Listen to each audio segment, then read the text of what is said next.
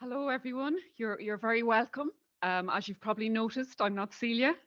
Unfortunately, Celia had a surgery appointment, and so I stepped in her absence. She's thinking of you all this morning.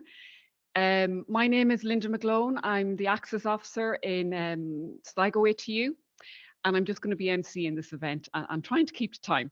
So thank you very much for taking your seats. I'm going to introduce first, and I have to use the glasses.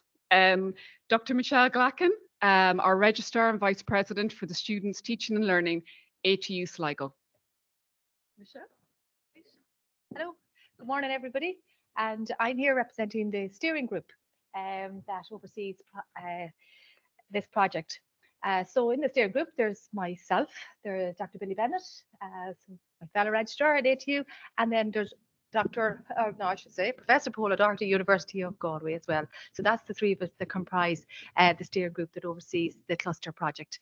So on their behalf, I really sincerely welcome everybody who's here today. I know there's an audience joining us online and physically here in the room as well. And it's a very wet day in Galway, so you're probably better at home as well. So if I know there's colleagues here from the HEA, from DFERRIS, from TUSLA, from Feroga, from many of the HEIs across the country, from UCC, TUS. So to each and every one of those colleagues, a really strong welcome, and also to our Student Union President of Galway-Mayo, Sarah, I'll be speaking to you next, and also to Joellen, who's joined us, who's going to be the keynote speaker later on today, and obviously to the researchers, Bernadine, who'll be telling you more about the project. So I really am delighted to open this event because it's an outcome of the WNW project, which the Legacy Institutes of Atlantic Technological University and the University of Galway we committed to about 2.5 years ago. And really it was a decision to connect to the project, the Connect project, really when the second tranche of funding came for Path 3. We had done significant work in the region under the first tranche of money, and we felt we should build on that. And that was how the Connect project surfaced. So the vision, obviously, for the Connect project was to create and promote accessible routes into higher education in the West-Northwest region through engaging with and supporting individuals who are socio-economically or educationally disadvantaged. And I suppose the underlying principle of the Connect 3 project is about equality of opportunity. So this project really levered on existing connections that we had between the HEI, DESH schools, many community partnerships, cohort Pacific advocacy groups, and then we sought new partnerships as well, because we know we have to look at how we sustain this, the outcomes of this project long term into the future. So we developed a number of new partnerships as well, and we introduced new communities that we introduced community mentoring to. So the project itself has 3 streams in mentoring, traveller engagement, and pathways to education. Here today, we're looking at the outcome in relation to the mentoring aspect, that stream. So the project really involves a variety of mentoring models with different cohorts and different settings. So we have mentoring in the community, we've mentoring in the schools, and we've mentoring in the higher education sector. And even within those sectors, there's diversity as well. And we know from, and you'll hear from the research, that actually, you know, it is making a difference. So why we started on this research, I suppose, we were very conscious as a steering group that at some point we would have to, you know, we needed to know how this has been received, how the mentoring projects are being received. We needed to kind of document the activities that was going on and learn what we could from what we'd already put in place, and to come up then and generate some guidance for us if we were to develop a mentoring or a type of mentoring. And I believe there's no one type of mentoring in terms across the West Northwest. So that's why we wanted the research to be conducted. And at that point, we commissioned research, and then the University of Galway, the research PI, is Dr. Bernadine Brady, and she's based at the UNESCO Child and Family Research Centre. I just also want to acknowledge the other members of the research team, so the Drs. Lorraine Duffy, Paul Flynn and Rosemary Cross are in the University of Galway, and Dr. Seamus Morrissey and Celia Keenan from ATU. So the research, and you'll hear in a few minutes, has provided us with evidence that it does make a difference. We know that evidence is limited at the moment and we need more work to do on it as well. And it also is going to putting forward 10 principles that will shape how we'll introduce mentoring going forward. It also gives other food for thought as well in terms of maybe how we advertise mentoring, how we engage students, and that idea that there is no one type of mentoring, that there's always based on that individual relationship as well. So I'm absolutely delighted that you will hear the outcome of the project. And just before I conclude, I just want to acknowledge Dr. Seamus Morrissey, who served as our cluster lead until the beginning of this month, and then he left us. But he is still working at ATU, but he was really instrumental in driving us and leading out in this research. So I just want to acknowledge Seamus here this morning. So now I will hand over to Bernadine. No, I'm not going to hand over to Bernadine. I'm going to hand it over to Sarah, our Student Union President.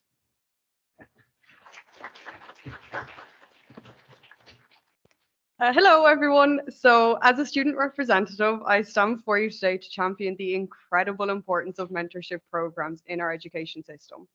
So mentorship is not a luxury. It's a vital component that can make or break your academic life, and more importantly, your personal growth. So imagine embarking on a daunting academic journey filled with uncertainties and challenges at every single turn. Now, picture having someone by your side, guiding you, sharing their wisdom, and offering support whenever you stumble. And that is the power of mentorship, very simply. So, mentor programs are essential to student success. They provide students with a compass, helping them navigate their academic journey. They offer invaluable insights drawn from the experiences of those who have walked the path before them, providing the encouragement needed to thrive in an ever changing environment. Through meaningful interactions with mentors, students enhance their essential life skills such as communication, critical thinking, and even resilience, all without realizing, to be honest. Mentorship programs are for everyone, transcending boundaries and age or background. Whether you're a first year student trying to find your feet or a seasoned student charting your next course, mentorship has something to offer. So it promotes diversity, equity, and inclusion within the higher education system. By pairing students with mentors from diverse backgrounds with different perspectives, these programs create an inclusive environment where all voices are not just heard, but valued as well. This diversity enriches our learning experience, broadens our horizons, and prepares us to enter the working world. But when is mentorship most needed? The answer is very, very simple: during times of transition, uncertainty, and self discovery. Whether you're transitioning from secondary school to university, navigating through challenging coursework, or contemplating career choices, having a mentor can be a game changer. So, to students, mentorship means having a trusted confidant, a source of inspiration, and a guiding light illuminating the path to success. It means having someone who believes in your potential even when you doubt yourself, someone who challenges you to reach greater heights and celebrates your victories no matter how small. Connecting mentees with similar interests is a gateway to forming meaningful friendships. It creates a supportive community where students can lean on each other in the hard times and are there to celebrate the wins during the good times. Programs like this are indispensable for students. They bridge the gap between academic learning and life learning. While textbooks and lectures provide foundational knowledge, mentors offer real world insights, practical advice, and even industry connections.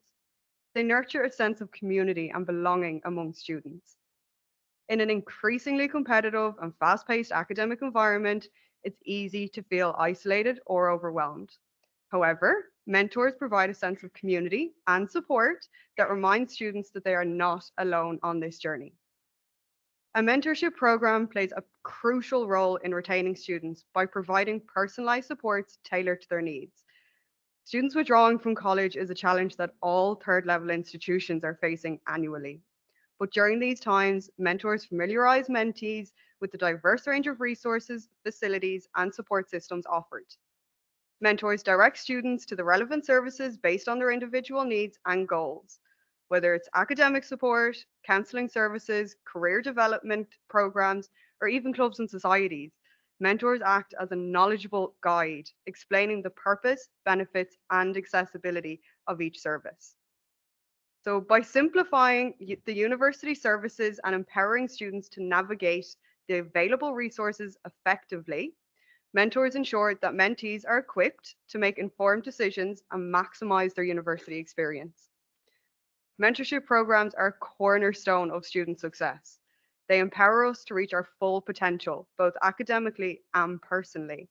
They foster collaboration, innovation, and a lifelong love for learning.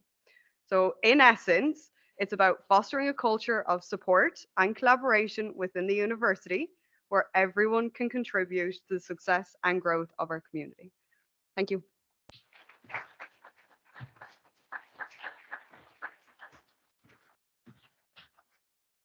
Thank you very much, Sarah and Michelle. Now I'd like to introduce Dr. Bernadine Brady, Principal Investigator, UNESCO Child and Family Research Centre, University of Galway.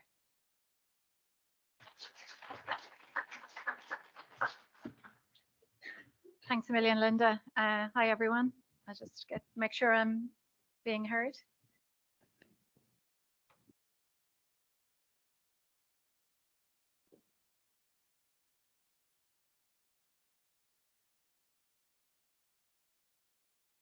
Sorry, do I? Sit down.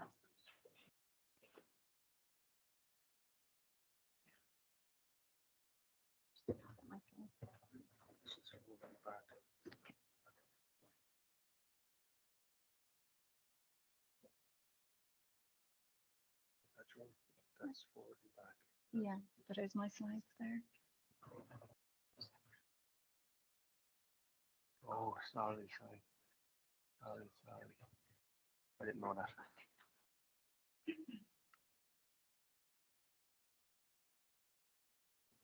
Thanks a million. Lovely, thank you.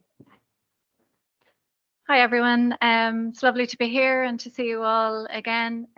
So I'm, as Linda said, I was one of the lead researchers on this study of mentoring for access, retention and student success. So we're delighted to be able to share the findings with you today here, and it's lovely to see so many familiar faces in the audience, lots of whom we interviewed as part of the study. So it's really nice to be able to have a chance to share the findings. I just want to acknowledge the co-authors, Lorraine, Paul, Rosemary, Celia and Seamus, who all played a really important role in the research as well. And to thank also Tamsin Caballero, who did the lovely graphics that we have in our report. We have copies of the report over there on the tables for you to take away, and it's also available electronically as well. So just a little bit of context for the study, as Michelle outlined. I suppose we've a very strong policy framework, both internationally and nationally, that emphasizes equality and equity and access to higher education. So SDG Goal 4 emphasizes or sets a target that by 2030, everybody will have access to affordable, including higher education. And in our own national access plan here in Ireland, there's two overarching aspirations. The first of which is that the higher education student body, both entering, participating in and completing higher education, reflects the diversity and social mix of Ireland's population. And also then that the higher education institutions actually make efforts to create inclusive environments that foster student success and are responsive to the needs of students and wider communities. So as Michelle outlined, the West-Northwest Connect cluster was established to coordinate efforts in this regard and to work with individuals and communities and schools in the region to promote accessible routes to higher education. And mentoring was one of the key initiatives that form part of that.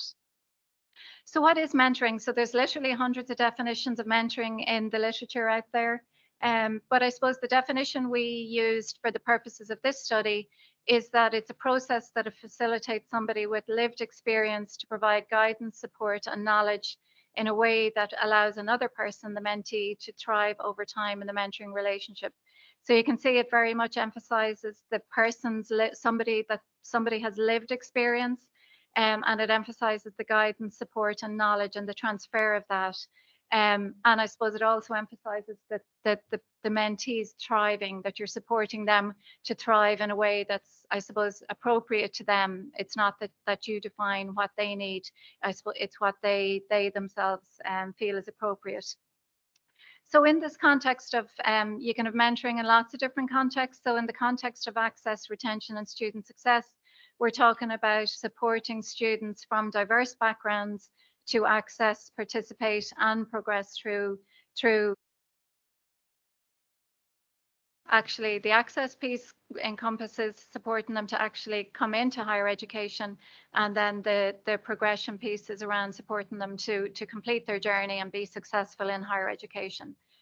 Mentoring relationships traditionally, I suppose, are conceived of as being the one-to-one classic model of the more experienced adult and the younger mentee. But you can also have group mentoring initiatives where you have one mentor with a group of people.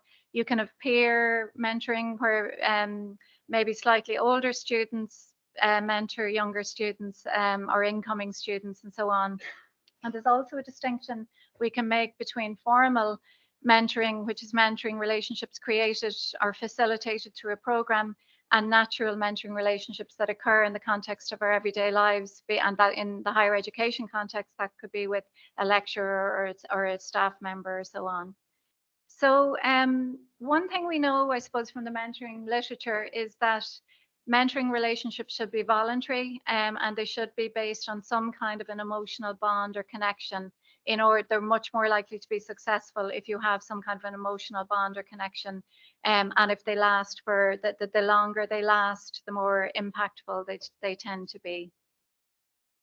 So this study, what we aim to do was just to, I suppose, because there'd been a lot of developments in the area of mentoring, we wanted to kind of, I suppose, take a snapshot or a scoping exercise around what's been done on mentoring in the region in ATU, Galway, Sligo and Donegal, and in the University of Galway. So we wanted to talk to stakeholders involved about the strengths and weaknesses of the different models in operation, and to look at some of the issues for the future in terms of the future development of mentoring initiatives. So just to be clear, it's not an evaluation of the different models because we wouldn't have had the capacity to do that. It's probably just getting a sense from across stakeholders around what works well and what some of the issues are. We got ethical approval from the University of Galway Research Ethics Committee. We did a literature review of evidence in this regard internationally, and we did semi-structured interviews then with 23 stakeholders, including 11 university staff, 6 mentors and 6 mentees. We did a thematic analysis then of the findings. So we're going to talk just in 2 key sections in terms of the findings. So the first is, as Michelle mentioned at the start, we kind of found the 3 key contexts in which mentoring is deployed in the region as part of the PATH, funded under the PATH 3 funding. So there's schools, community and higher education. So I'm just going to describe the types of initiatives, the components and what the perceived benefits are across these 3 contexts. And then we'll look at kind of 6 cross-cutting themes that we found across the various contexts related to mentoring in this context. So the first kind of context where mentoring is provided is in primary and second level schools. So the rationale for this is we know from the international literature that ages 11 to 15 are critical periods in terms of a child's educational development, where they make decisions about their future, particularly about whether they're going to consider going to higher education or not. And we know as well that grades start to fall for socio-economically disadvantaged students around this time. So it's a critical window in which to kind of influence life choices and open up opportunities for students. So the school-based mentoring programs in the region, they tend to encompass a number of different types of activities. So they go out into primary and secondary schools, offering information, bringing mentors who are students, third level students to talk about their experiences and to talk about university life. They involve campus visits for students, for children, and on campus they get to meet mentors who are from similar backgrounds to themselves. And some of the models as well also offer peer mentoring in schools, whereby older students mentor younger incoming first year students in the school. So, for example, we have the Uni for You in the University of Galway and Strive mentoring in ATU, which they might not have all these components, but they have various elements of them.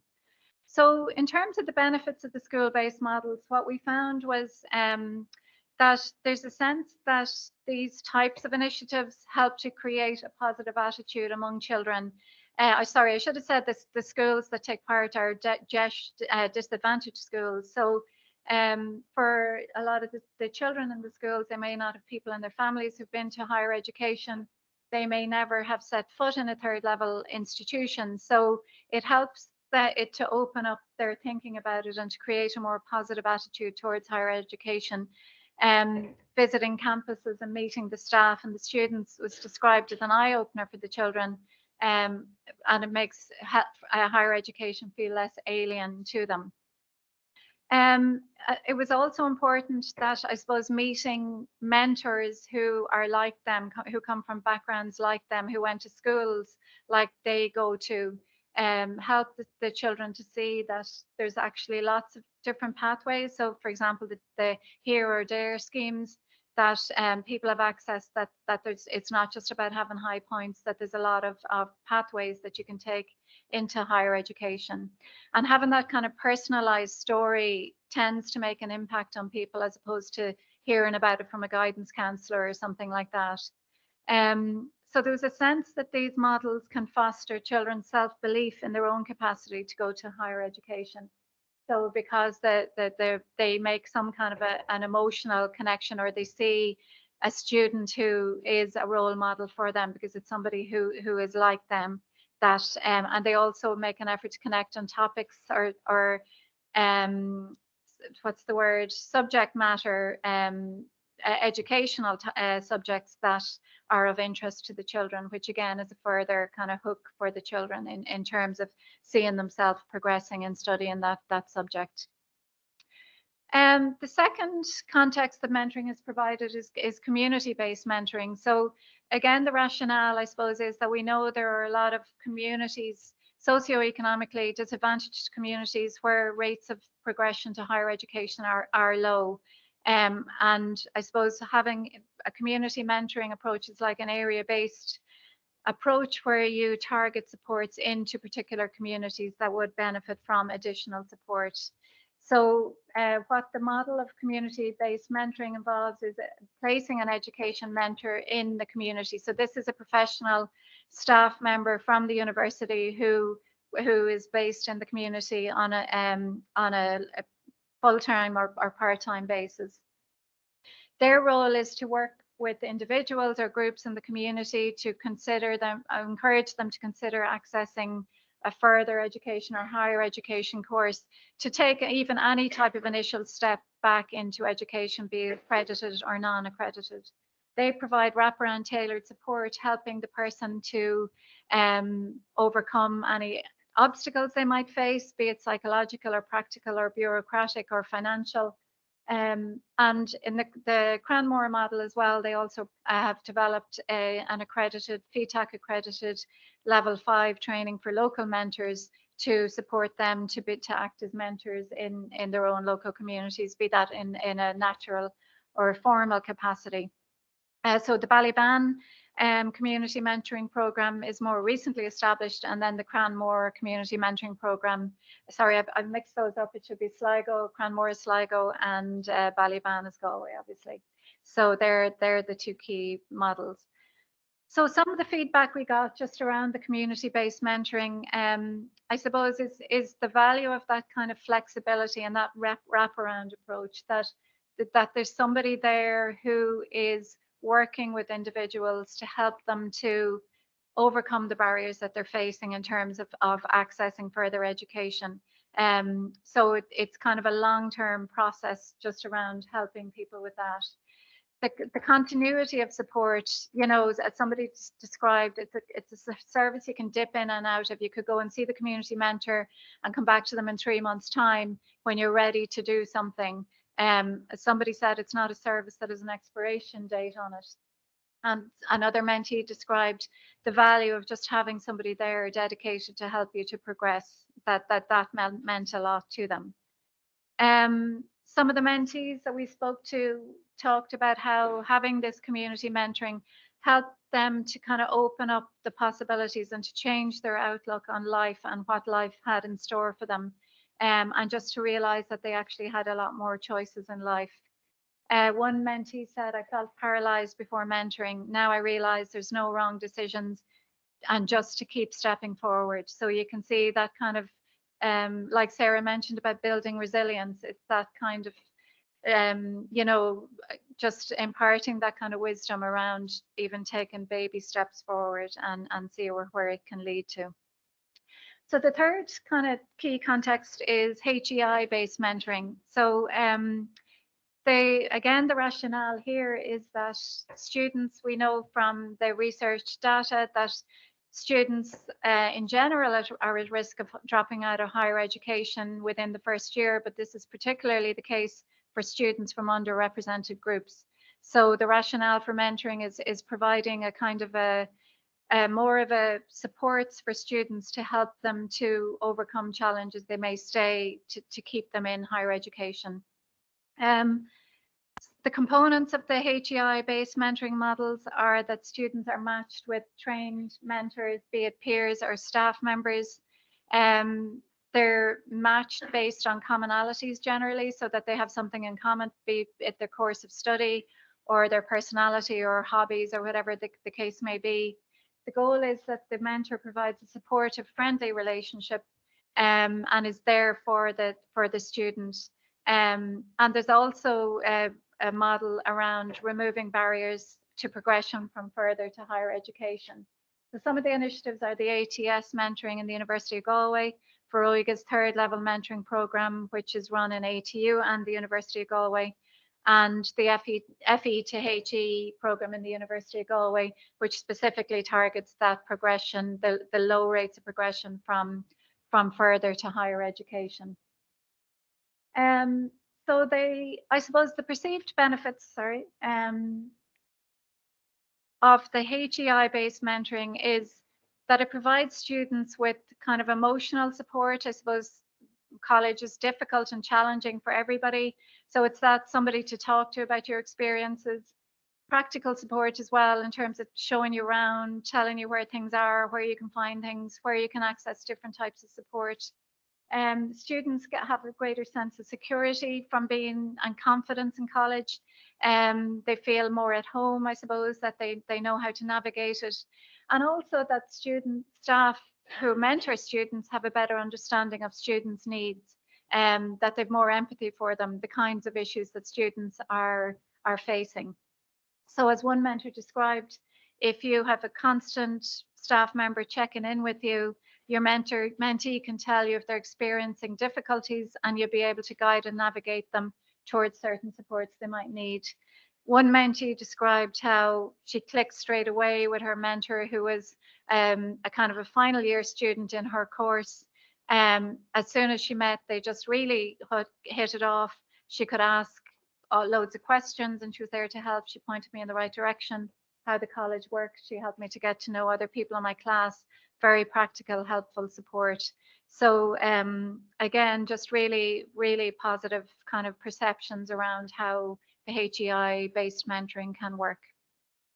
So I suppose, as I mentioned, we identified across a number of cross-cutting themes across the 3 different models relating to mentoring and the provision of mentoring in this context. So I'm just going to take you through these now. So the first one was the targeting and take-up of programs. So this was an issue for all 3 mentoring models. So the school-based mentoring, I suppose one of the shortcomings, you can't be all things to all people, but because it's available in JESH schools and just some JESH schools, that it's not, I suppose not all schools have access to it, and students from disadvantaged backgrounds in non-JESH schools unfortunately don't have access to it either. So obviously there's limits to capacity for any of these things. In terms of community mentoring, it can be slow for awareness of the role of a community mentor to take root in communities, particularly maybe where people have had negative experiences of education, or they don't really see how a mentor can help them or why education would be relevant to them. So engagement can be slow and it can take time to build up that kind of momentum, if you like.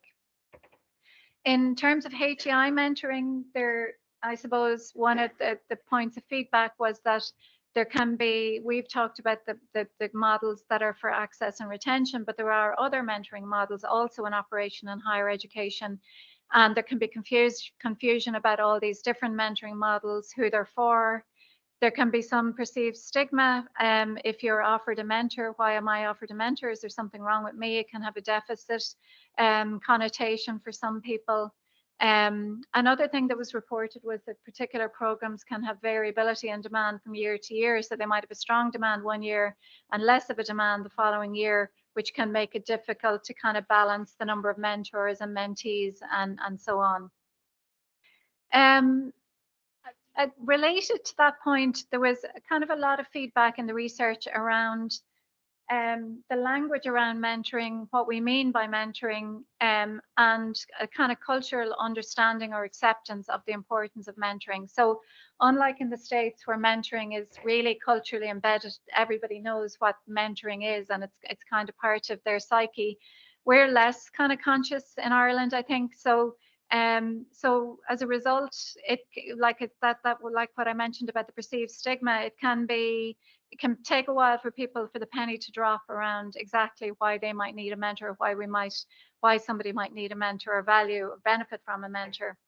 So I suppose another issue is that because there's lots of mentoring models in operation and they have different requirements in terms of the number of hours of contact, the intensity of the relationship, the aims of the relationship, mentoring can mean different things to different people, and it can be hard to understand what exactly we're referring to when we talk about mentoring.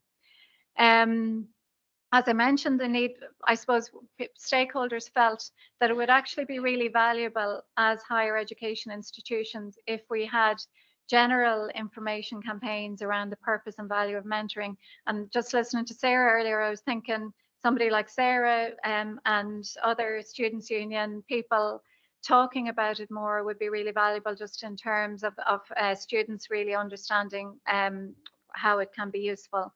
And I suppose the feedback from our research, talking to mentors and mentees and university staff, there's a lot of openness and willingness there on the part of mentors and mentees to actually give back and to become mentors themselves. So there was a sense that there's a lot of kind of untapped potential there for people to contribute to mentoring more fully going forward as well. A third theme that came up is around the importance of partnerships with schools and voluntary organizations. So obviously this was a key element of the Path 3 funding and the Connect clusters. But it emerged as really critical in terms of providing mentoring and ensuring that mentoring is appropriate to the local context, be that schools or communities. HEI mentoring models tend to be run by the university themselves, with the exception of the Foróige's third level mentoring. I suppose partnering in that context can bring the benefit that you're drawing on an organization specific expertise around mentoring, matching, supervision, training, all those kinds of things as well. So partnerships are really, really important. But as we know, partnerships take time to develop and to nurture and to maintain. So they involve a cost as well. Building and sustaining mentoring relationships. So as I mentioned at the start, ideally mentoring relationships have some kind of an emotional bond and a sense they're voluntary, that you actually want to keep mentoring or meeting up.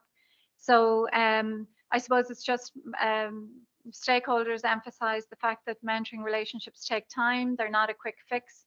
It's not something you can immediately click your fingers and have large scale mentoring programs. They can be slow burn. So it's just to acknowledge that having similar interests was seen as a key facilitator in terms of match closeness and so on.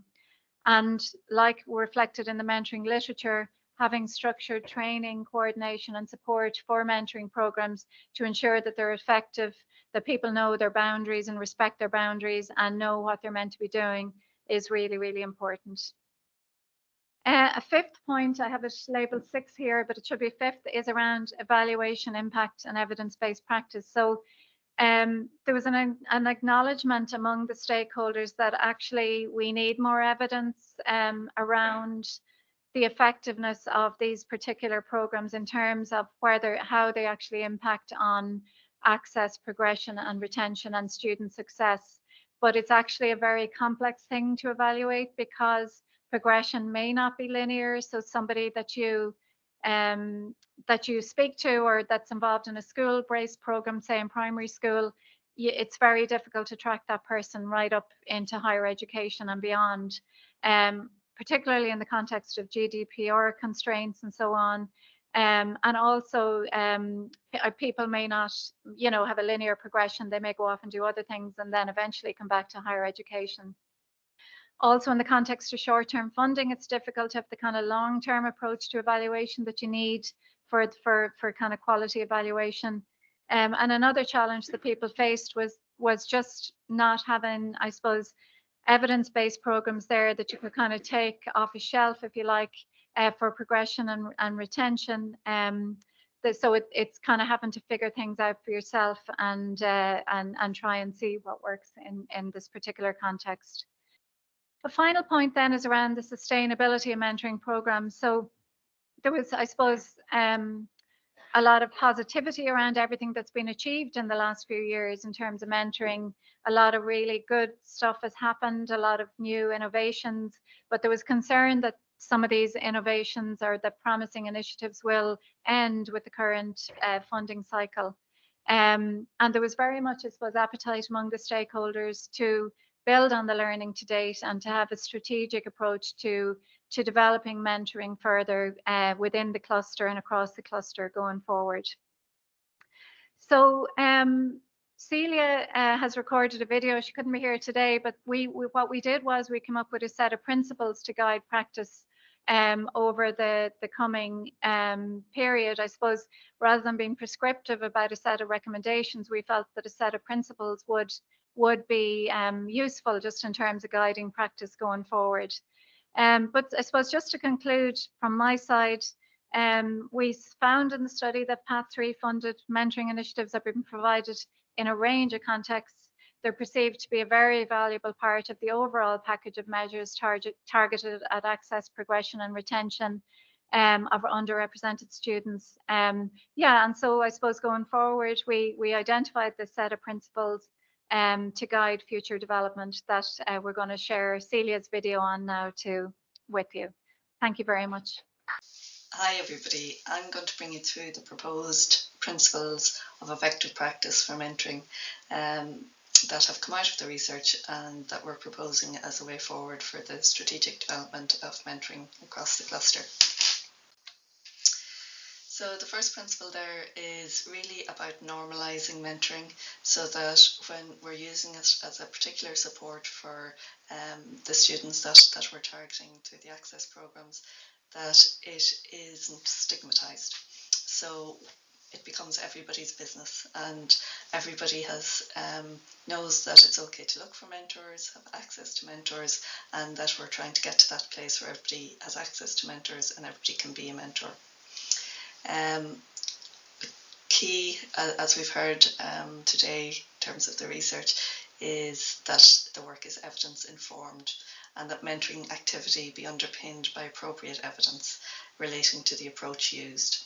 And that will, because of the nature of mentoring and how it happens in collaboration with different partners, that needs to be kind of decided within the context. But having these principles is something that we can ensure that there's an overarching umbrella, I suppose, really, under which those evidence-based decisions can be made. It's really important that mentoring is mentee-led in the sense of mentees having agency, and there's a lot of work being done around mentees themselves initiating their mentoring relationships, and obviously there's a lot of work that needs to go on around that to ensure that that's done in an effective and safe way. It also, I suppose, is a time when there's huge change in students' lives, and the rapidity of change is getting faster and faster, and so we need our mentoring programs to be innovative in how they adapt and support students within that time of change. We're also looking to create mentor-rich environments. So by that we mean spaces on campus, in communities, in schools, where mentoring is promoted and where there's a culture of mentoring. And key to that is the next principle, which is about understanding context. And it's really important that mentoring programs are responsive to the racial and cultural perspectives of participants and the context within which mentees exist. It's really important to value the mentee narrative in that. And in that way, it's not only building up the relationship, but it's leveraging that relationship to support the mentee to navigate the issues that they may face. Ethical practice is essential, and good practice and policies and procedures need to be put in place to ensure that relationships are based on safety, trust, integrity, dignity, and the rights of the mentors and the mentees. In the context of the work that we're doing, particular effort needs to be made to ensure the first generation students have mentoring support pre and post entry. And then in terms of the long-term approach to this, I suppose the work to date and the projects that have been reviewed in the research have come about through a particular avenue of funding. But for mentoring to be effective, meaningful and sustainable, it needs to be understood as a process, both in terms of the one-to-one relationship, but also the mentoring programs and their development, which really does require that ongoing commitment in terms of time and resources. And it doesn't happen in a vacuum. So it's great that so many people from across the cluster, across other universities, and across our community and statutory partners are here today, and also are really active in supporting the projects on the ground. And that's key, because we're talking about one-to-one change for individuals that to get them to college and to support them in college, but there's also that bigger collaborative piece that needs to happen to widen participation in higher education, and that's where we're I suppose where we're at in terms of promoting that collective collaborative approach to mentoring. So thank you very much. Thanks a million. I just want to acknowledge everybody who took part in our research as well, and to say thank you all so much for taking part. I have the pleasure of introducing Joellen Spacek next. I'll let Joellen introduce herself in the way she'd like, but she's Senior Director of Affiliate Impact with Mentor in the USA, and we're delighted to have her here today. So welcome, Joellen.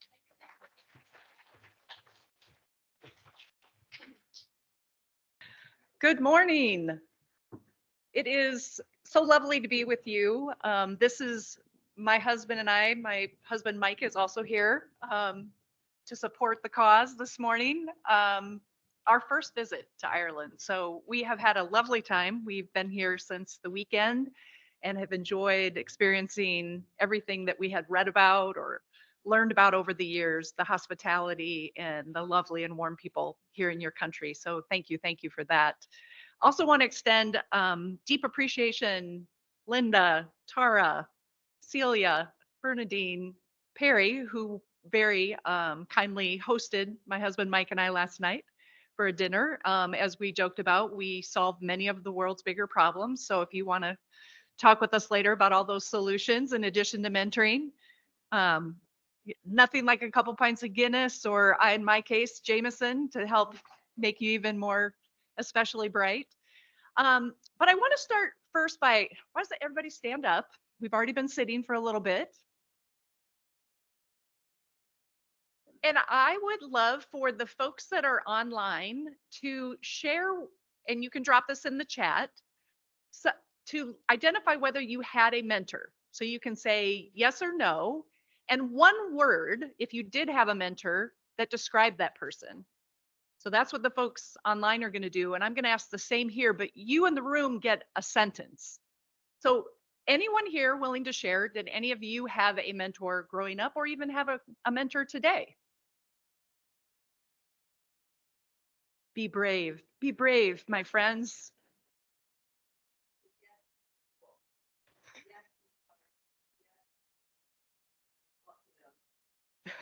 Lots of no's. Lots of no's. No one here in the room?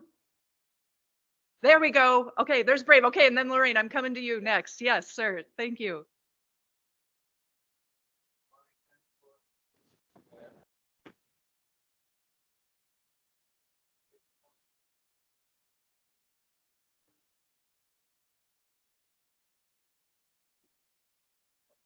Colleague at work. Thank you. Thank you. Thank you. Lorraine. I suppose it would, oh, thanks. Oh gosh, okay.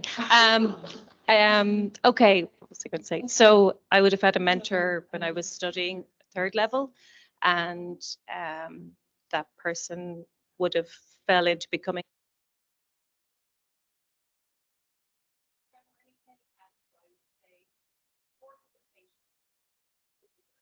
Love it. Supportive and patient. Love it. Thank you. One last one. There we go. Okay. Our friend back here. Okay. The echo. Yes. Thank you. As we would say, use your outdoor voice. Mm-hmm.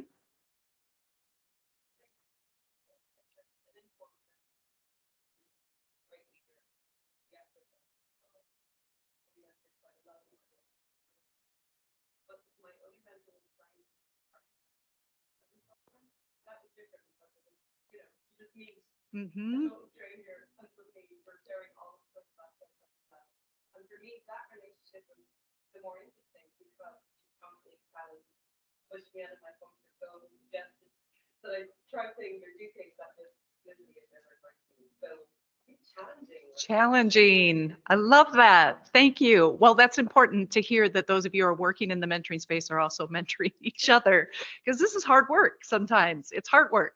All right, I'll let you sit down now and get into the presentation. Thank you again, Michelle. And Sarah, I think Sarah should have been the keynote speaker today. She said and spoke to the eloquence of mentoring better than anything I will articulate. Well, I'm going to tell you, as Bernadine mentioned, a little bit more about myself, kind of where I come from, and kind of how I got into this mentoring field. I've been in it for 30 years, so almost from the very, very beginning of mentoring, at least in the formal sense of mentor, the National Mentoring Partnership, started back in 1992, and I've been in the mix since 1994. But I'm going to go back a little further. So I grew up in that state, Iowa. Anybody ever been to Iowa? Oh my goodness, where? Do you remember? No. Okay. Well, the story is my father is a sports announcer, and he grew up in upstate New York, met my mother, who's Canadian, and he started his journey to work in different sports markets around the US. And we lived in 3 different places in Iowa. And eventually, I think once we got to be, my 2 siblings and I got to be a little older, we eventually started getting involved in sports. So you can see very early on, that's a picture of me, little wee Joellen. And I went on to play basketball. I know that's shocking given my stature, in college. And that was a way for me that afforded me the opportunity to go to college, that I received a scholarship, which is obviously very common in the US. I moved to Minnesota after I started my career working in the nonprofit sector, or NGOs, I guess as you would call it here, and met my husband, Mike, up in Minnesota. And yes, we also have very tall children. That's absolutely true as well. I also, during COVID, typically I travel quite a bit for my job, and I'll tell you a little bit about exactly what I do at the national level. But during COVID, like all of us, we had a big time out. And I decided, I have been involved in mentoring programs, had served as a mentor, had benefited from mentoring myself pretty extensively, but I decided during COVID, since I had that pause, to get back involved. And I was matched with this young person, Max, in that corner right by the snowman. And Max and I were in a program called Boulder Options. And the purpose of Boulder Options is an activity-based organization, so obviously fit my sports background, but it was intended to really help Max, one, try to live and build some of their healthy lifestyle, So to be active, so we biked and we ran and we swam and we walked. And in addition to that, to help improve academic performance. Max was struggling in school, and Max was 14. So the age range, Bernadine, that you mentioned that young people start thinking about what I'm going to do with my life, Max was right in the middle of that. As well as Max was not getting along very well with their parents. And so I became not a solution to all of Max's challenges, but really that sounding board.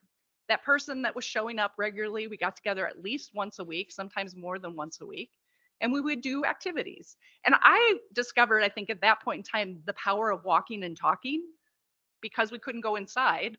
And in Minnesota, there's lots of lakes. And even though it's really cold in the winter, people still use our lakes for skiing and walking and running. And so Max and I put many, many miles on our tennis shoes, walking and talking during that period of time. And I would say it was as powerful for me as I hope it was for Max. Max and I have graduated from the program. We've moved on, but we still see each other pretty regularly. In fact, I just saw Max over the weekend before I came, and Max just got a new job. Originally, I'd helped Max get a job at a child care center, and now is working at a dog boarding school, which they have a great love for animals. So very, very proud of Max and where they are in the process of getting their driver's license, which I understand is very uncommon here in Ireland, but Max is in the process of doing that as well. From working as the head of one of our original affiliates in Minnesota, I joined the national office about 9 years ago. And at that time, our CEO had asked me to come and join him to help build the strength and the stability and the capacity of our affiliates. And so I'll talk a little bit about what the outcomes of that work has been over the last several years. But with that, that also I think has shown the power of that collective impact. And I'll talk about that as well.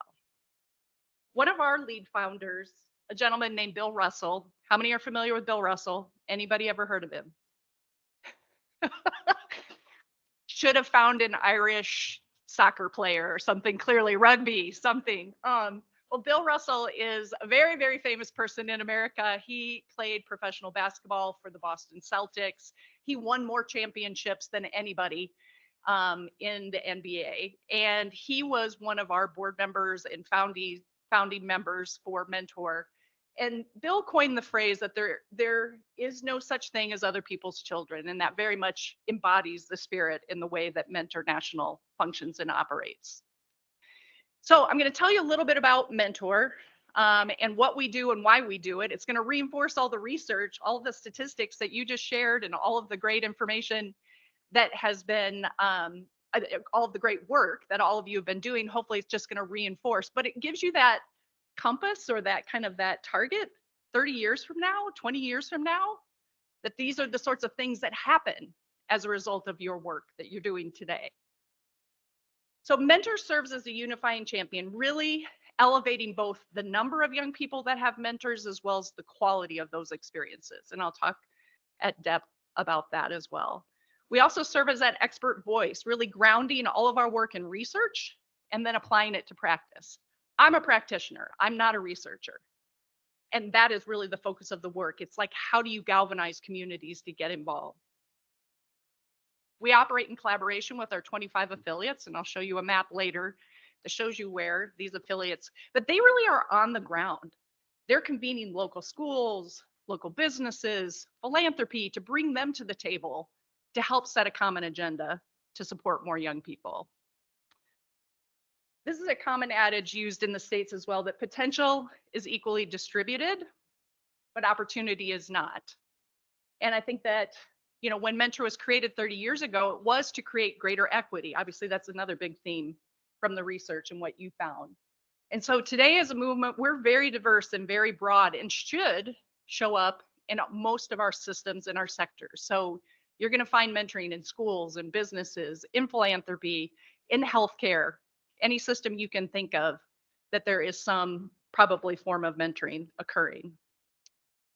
We also know that mentoring relationships can be a tool to achieve some of that equity.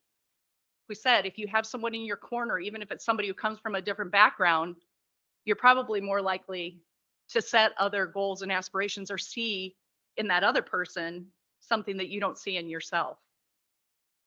And our movement really does try to honor and support and elevate those positive relationships everywhere. We recognize not all mentoring is the same, not all mentoring is good. And in some cases, we have to be very thoughtful about the safety. And Bernadine mentioned that, and Celia as well, about the insurance that there's safety practices in place. The mentoring movement, I think this is a really great picture. It's kind of showed how all these disparate parts, and starting with Big Brothers Big Sisters, I know that Kristen and I were talking earlier over coffee that she came from the Big Brothers Big Sisters organization in Galway, correct? And so have brought some of those learnings. That was really the known mentoring that existed in the United States early on. And it was, as we call, the brand. So if you thought of mentoring, you thought of Big Brothers Big Sisters. And what has happened over these last 30 years is we've identified thousands of other mentoring organizations that exist all across the country, and communities all across the country. And our affiliates really work on galvanizing, bringing all those programs together in their local communities or in their geographies. In our cases, it's by states, to look at what are their needs? What are the needs of the young people in those communities? And then having them identify strategies to respond to those needs. Is it young people who are living in situations, neighborhoods that don't have access to really great education? Is there ways that we can build mentoring into those neighborhoods? So as an example, you are facing all these same challenges from what I understand. We live in a technological age. None of us in this room are here without a phone, I would guess. And that technological age affords us a lot of connectivity with people anywhere we want to be connected to. But in many cases also has further isolated young people because of the fact that that's where their focus is. It has taken our gaze away from each other and that in-person interaction. The inequities that have been mentioned many times, obviously you've heard a lot in the news about what inequities look like in America. A lot of that is driven by race relations. As I mentioned, Mike and I live in Minnesota, where George Floyd was murdered. And so we really were and are still in the epicenter of some of those inequities that have been highlighted in the States. It also can be a key response to isolation and loneliness. I understand, I think Perry mentioned last night that Ireland is noted as one of the countries that has the highest rates of identified loneliness. And I think some of those are fueled by some of the things mentioned here. We also have a mental health crisis in the United States, which I suspect is very common across Ireland, but also probably across the world right now. Over 200,000 young people lost parents and guardians during COVID.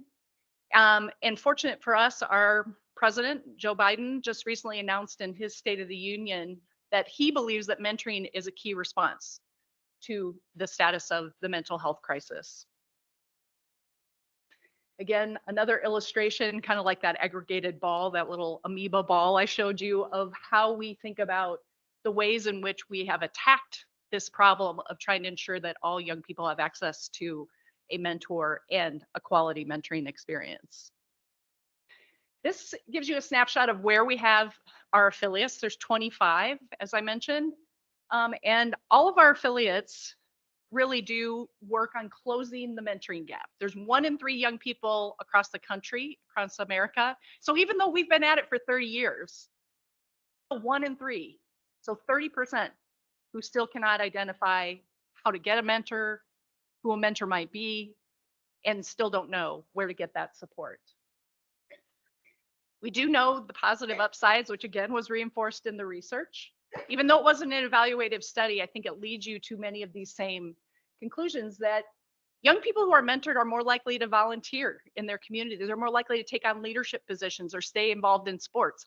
I saw a PSA while we were in Dublin about the number of girls that are dropping out of sport in Ireland.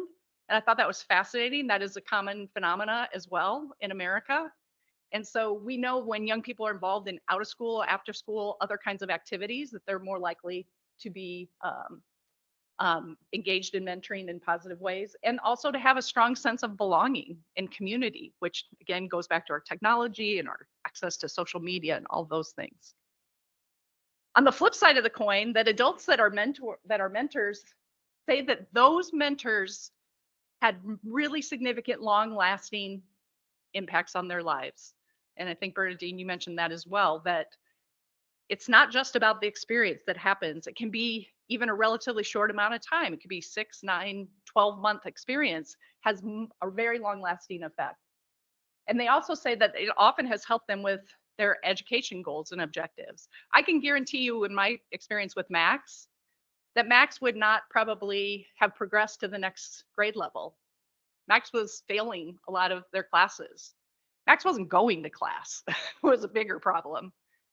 So that definitely has been turned around. And Max just said to me last week, "You'll be very proud of me. I go to all my classes now. I don't skip anymore." And I said, "That's progress. That's amazing." And many say that those mentors have helped their mental health. I mean, we all have had that experience. You just need somebody to bounce ideas off of. You need to share kind of what's going on, even if you've not told anybody else. On those walk and talks, that's a lot of what happened with Max and I. There are, whoops, 4 kind of key categories of research that I've listed here. There's lots and lots of research. Lorraine told me she did the lit review. Well done, friend. Yes, and you can find that in the back of the research study.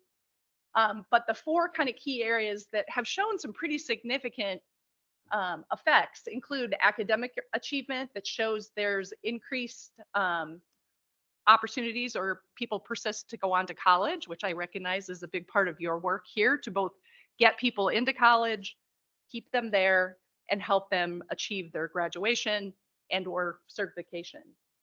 In the workforce development arena, people who are mentored often have greater earning potential. In the mental health arena, I think in the case of Max, again, better relationships with peers and other adults. Max has a much better relationship with their parents than they did 3 years ago. And then the delinquency and violence prevention, really proactively communicating with and talking with young people about some of those behaviors that can get them into trouble, including reducing the use of drugs and alcohol.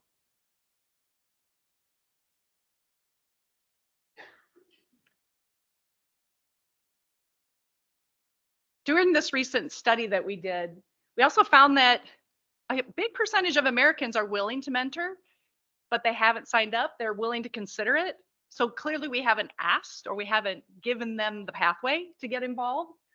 That a big percentage of mentors are mentoring young people from different backgrounds, socioeconomic backgrounds, which is really positive to us. And then lastly, that there is a big support for more public funding that is not as common in the States as it is here in Europe. And so that's also very encouraging, even though that hasn't happened.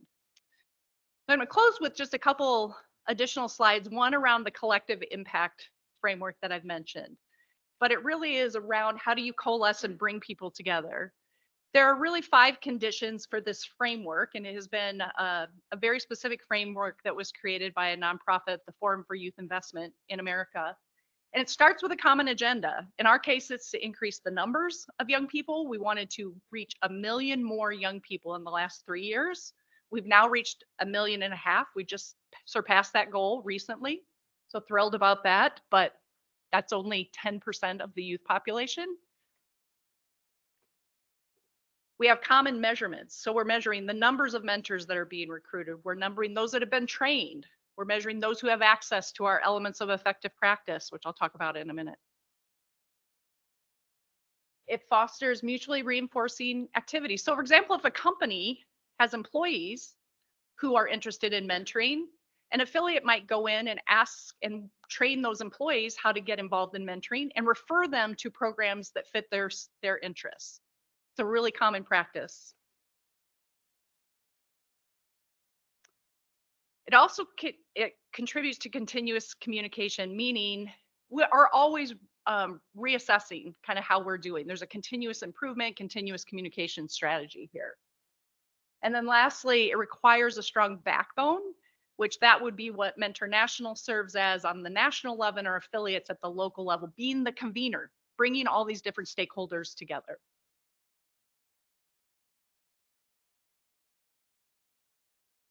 The few key levers that Mentor National uses include that prioritization of quality, really ensuring that there is local leadership serving as that backbone, as well as looking at ways we can expand and engage other sectors and leveraging systems, the workplace as one.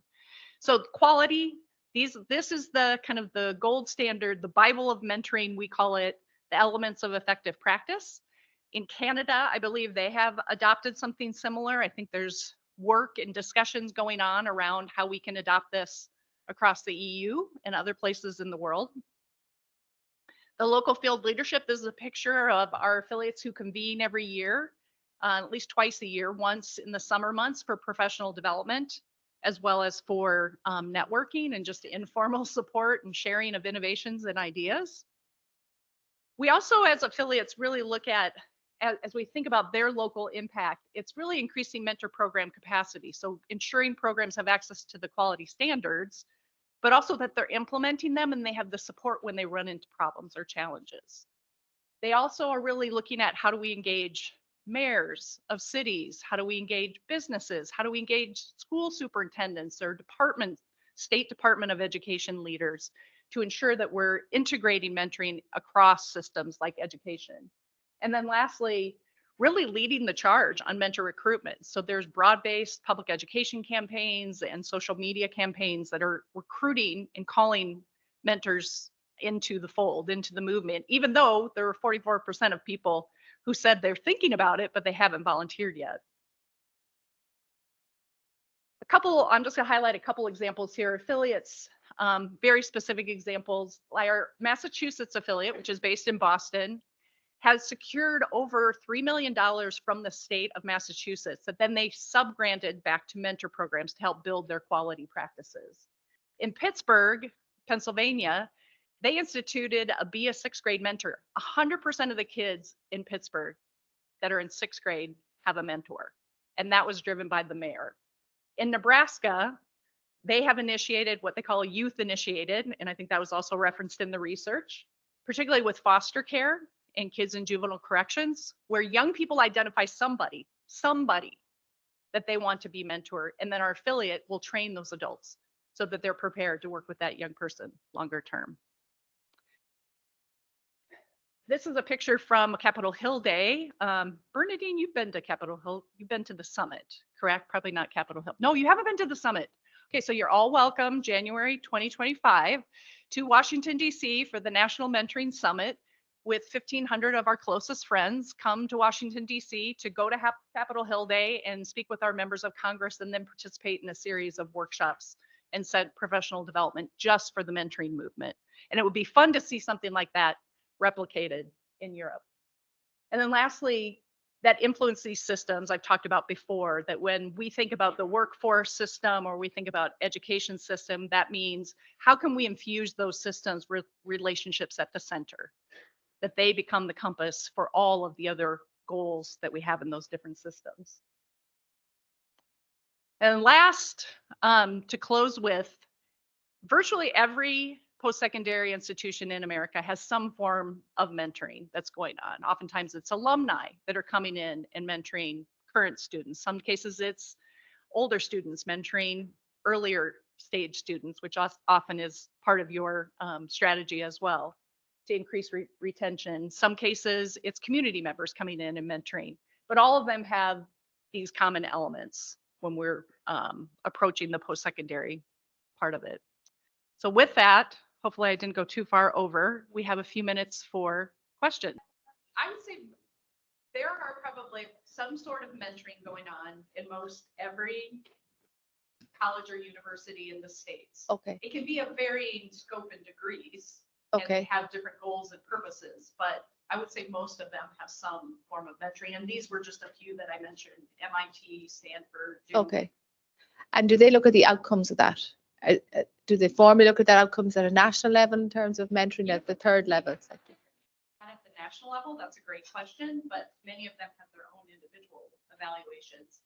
And the person who leads our research at Mentor, Mike Geringer, I could ask him to share some of those results. When I asked him the question before I came about, Mike, what are the best post-secondary mentoring programs out there? He said, it's too long of a list. How much time do you have?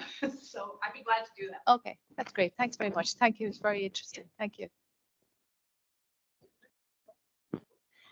Thanks, Joellen. That was such an interesting talk and so informative. Just interested in the schools in Pittsburgh. How did they manage to get 100% of its sixth graders, or I'm not sure, I can't remember which grade level, but that they all have a mentor as a built-in? There must be great support from the teachers in the schools and the principals. And do you know how that came about, or could you tell us a little bit more? It was actually initiated by the mayor of Pittsburgh, by the city. And the mayor then approached the superintendent of the school district, well, probably several school districts. There's probably one that initiated it. And then they contracted or brought in our affiliate there to design the program. So that's everything from how do you train the teachers, how do you ensure that there's efficient or effective matching strategy, because obviously they're trying to meet the needs of these young people. They brought in the business community. A lot of the mentors came from the business or the commerce community, as well as from other just community-based organizations. So then they also brought in all of those nonprofits, the mentoring organizations, and ensured that they had a common understanding of what the program practices were going to be. The mentors met with the young people at the schools, and I think that happened at least every other week, so it's 2 times a month. And they did it throughout the entire 6th grade year. There were chances for the mentors to come together and kind of talk about their experience. There's chances for the young people. And I think there is some evaluation data on that program as Yeah, well. it's really interesting. And then did they follow on then? Do they follow on the transition to, I don't know, is it middle school or high school they go to, or is it just kind of stop then? Or They did identify 6th to 8th grade as the key ages that they wanted to. I don't think that they had the funding or the resources to keep it going, which I'm sure was disappointing to all of them, but hoping that that experience during the 6th grade year has some of those tentacles, right? Yeah. Yes, over here. Yeah, go ahead. Sorry, Mary. Go back to you. Thank you to all the speakers. It was really enjoyable, really informative, and the passion is evident. It's lovely to hear that. I'm hearing, I think, that it's more common in the States for a child to have access to a mentor than not. And I'm hearing that here in Ireland, it's more common for a child not to have access. Like it seems to be flipped. So I suppose based on your experience in the States and maybe based on the Irish team here, how far are we from? Are we striving such that all children would have access to mentor? People probably have access to natural mentoring in familial situations and all of that, but those that don't have that or have that structure. Yeah, I think because of the way that we approach the elevation, the communications part, meaning you see a lot of messages on social media and other mainstream media about the value, the importance of mentoring, and then specific organizations that are doing that work. So there's probably a little higher awareness about where to go. We have a national database of programs. So if a parent or a guardian or a counselor at a school wants to refer, which is how Max and I got matched, it was 2 people. It was the guidance counselor at Max's school and Max's therapist who recommended that Max get involved in a mentoring program. So that's how they got referred initially. So the one-on-one happens where there's a child that's in trouble, Yes. as opposed to, okay. In that particular situation. And ideally, that's what we'd like for every child, right? We don't want them to get to the place where they're in trouble or they're struggling, but to have that relationship in a longer term fashion. I think I'll go to Perry and then I'll go back here. Hi, thanks for that. Just a couple of things. First, just to point out that the Elements of Effective Practice for Mentoring is available for free download, which is great because I have just downloaded it. Thank you. Yes, I brought one, so maybe I'll auction that off. So that's great. I look forward to reading that. I was at a presentation on mentoring last week, I think it was, and it was suggested that that very targeted mentoring is in terms of measuring effectiveness, that if it's very targeted and specific, it's much more likely to be effective, where if it's very generalized sort of social mentoring, And I think Big Brother, Big Sister was mentioned that it couldn't be demonstrated to be effective. So what's your view on how specific and focused it should be around particular objectives? I think I have evolved my thinking around this in the sense that I do believe that you should get clear about what your goal or goals are, probably no more than a couple. Because of the fact, if you just go into it, we know that connecting young people and building relationships from just a human development, that's critical. We were talking about this last night. Like, it is essential that we have connectivity to each other for our own personal development. But that's harder to measure, and it's also harder to sell to funders, right? So oftentimes, aside from, sometimes you'll hear programs that will say our goal is to build hope. I love that, actually. I love that. However, that's kind of hard to measure. So I'll go back to the example with Max and I at Boulder Options. It's an activity-based organization. So we had goals around the amount of activity that we were doing, and was there improvement in Max's academics? And that was attendance, that was turning in schoolwork and assignments, that was developing a plan for post-secondary education. So all of those were our goals. So I do think it's really important to have clear goals within the context. Yes, mentoring sometimes feels like it can solve all of our problems, and it can be a solution, but it is not the silver bullet to everything. Does that make align with what you read? Yeah, I think so. Yeah. I apologize. There's one more. Can we do one more and then? Okay. Thank you. Thanks very much, Joelle, and I found your presentation very interesting and very inspiring, actually. I don't have a question as such, but I have a comment. I would come from a place where in my community, only 1% of travellers go on to third level education or get, attain a third degree. But I suppose for the travellers that we do have in college and that we support, I work in the Access Office in Maynooth, each of them who have gotten that far, they always say to me that if it wasn't for that one person that would have supported them along the way, and again, they don't relate that one person. I don't think we do either to that mentorship. And I think that would be, as it's the natural form of mentoring that takes place. But we would see them numbers increasing if we were to take, like we do community mentoring, and we're in different spaces all of the time. But if we were more radical, and if we had, a mentoring pathway within the schools that would support more children, I think we would see increased numbers in minority groups being able to access and progress through third level education and navigate the system. So I think there's a lot of learning here, but I think in terms of the Irish system, how if that one person in the school, they would be the one, who would support inclusion, diversity, value different cultures, but in a lot of schools as well, where we have embedded maybe, forms of discrimination against minority groups, and I know for travellers certainly, it would be great to see like a consistent model of mentoring or embedded, which we would definitely see an increase then. Thank you. I think that's the perfect close. Thank you. Yes, brilliant.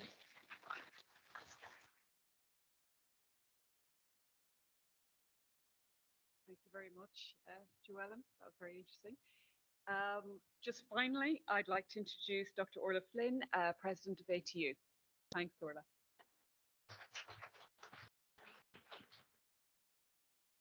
So hello, everybody, and I'm really sorry I wasn't here for the morning because it sounds like you've had the most riveting conversations. I had the great pleasure of being in Donegal a couple of weeks ago, and again, looking at mentoring in the northwest part of the country. And I suppose nothing gives me more pleasure than seeing people coming together from all over the country to work out, I suppose, common challenges and common struggles that we all have. And I always say that ATU, and I'll speak a little bit about ATU in a moment, but seeing people from Donegal and from Sligo and from Galway and from Mayo all coming together to serve the needs of the wider region is something that is just one of those magic things about becoming a technological university. Probably the second thing that gives me great delight is to see the University of Galway poster right next to an ATU poster, and to see us working hand in hand for the region. I'm absolutely delighted to see that. And my thanks to the teams that are collaborating. We do collaborate on many things. Teacher education is one of those, and there was a meeting earlier this week with the Teaching Council, and it was so nice to be able to talk about the good relationship. I think when we're all paddling our own canoe in our own lane, and this probably applies to mentoring as well, you know, we can get quite blinkered, and we can forget that there's a world out there, that there's people that we can support collectively.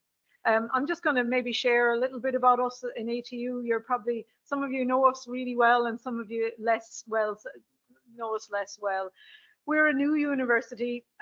We were only set up less than 2 years ago, and we were set up following the merger of Galway-Mayo Institute of Technology, IT Sligo, and Letterkenny Institute of Technology. And again, if you look at the region that we serve, you can see where our campuses are. It's a huge, big geographical area, and we've campuses stretching from Galway all the way up to Letterkenny. And absolutely delighted in the Path 3 initiatives that we're working at this in an interesting way, that working with the University of Galway, and then the Sligo and Letterkenny, the northern part of our region, is working a little bit differently, but obviously together under the Path 3 banner. We've 9 campuses, 2 here in Galway City, campus in the heart of Connemara, campus in Montbellew, a campus in Mayo, 2 campuses now in Sligo, and 2 campuses in Donegal. And it's a region that's been underserved significantly. We're a region in transition, and in European terms, what that means is that we're performing below the European average. The disposable income per head of population is only 85% of the national average for the disposable income per head of population. And that means that we struggle with issues around social capital. We struggle with issues around being seen on the periphery, and issues around inclusion.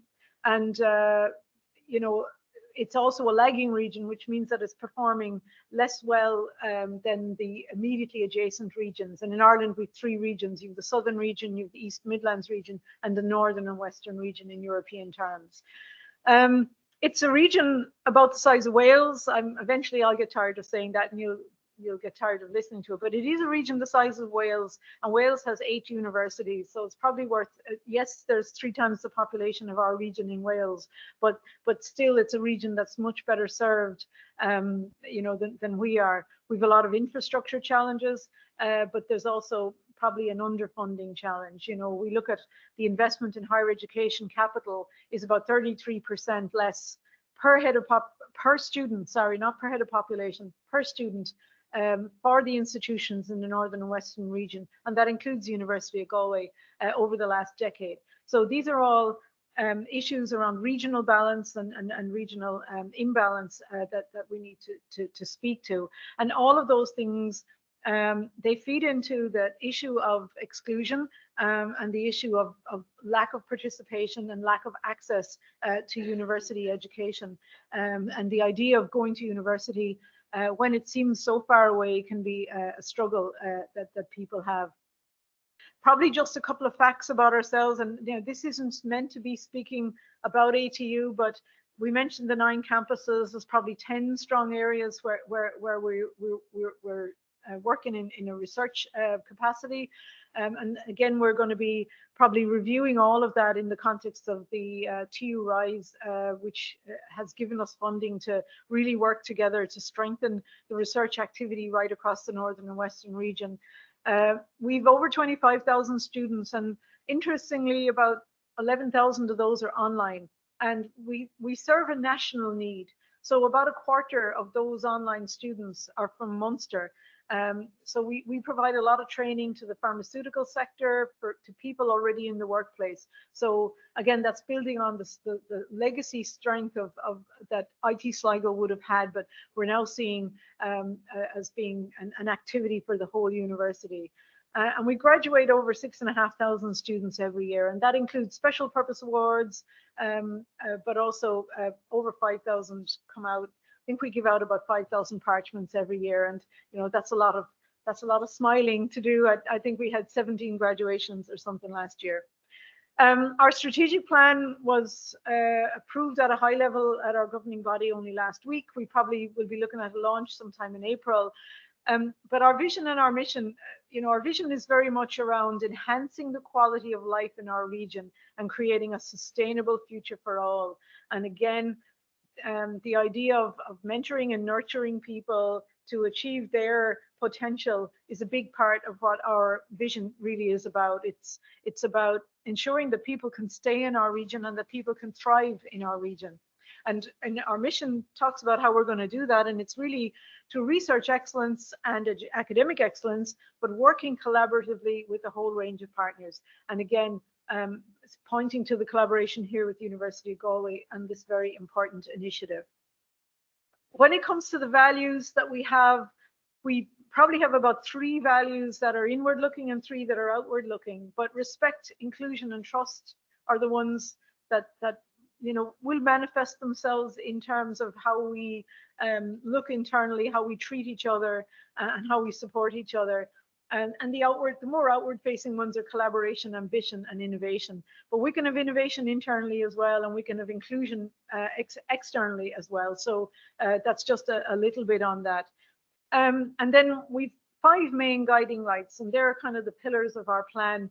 The first 3 are typical that you would find in a lot of university strategies around an enabling education. And enabling education is 2 things. We can use enabling as a verb. We are enabling education, but we can also use it as an adjective. It's an education that is enabling people. So it's interesting there, and we've had huge input from all across the university particularly around universal design for learning and the inclusion and equality and staff well-being and student well-being as central to our activities. Engaged research, the connected ecosystem, and then the last 2 there, the transformed organization. We're still not 2 years post-merger. We've a lot of systems that haven't caught up with us yet. And while I'm really happy that people are coming together and working really well across the university, we still have Banner and Aggresso and Core, and all of those systems are still not necessarily unified. And we're bursting to get past those constraints and really drive on. Getting teams together, we're looking at our organization structures, and we've had a lot of consultation on all of that for the last couple of months.